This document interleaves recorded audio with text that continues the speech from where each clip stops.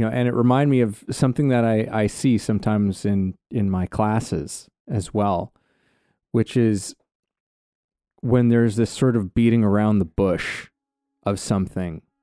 And that also comes out of very often politeness. And makes me think that as well, it's like, politeness is kind of the catalyst to passive aggressiveness.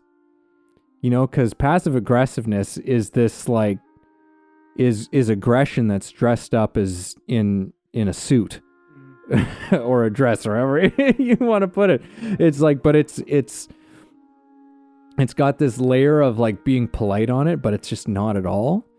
And there's something that's very scary and dangerous about that whole thing, and I see that in my classes when the exercise, the Meisner exercises of repetition and stuff, when I can see that there's a kind of a friction or a tension and no one's acknowledging it.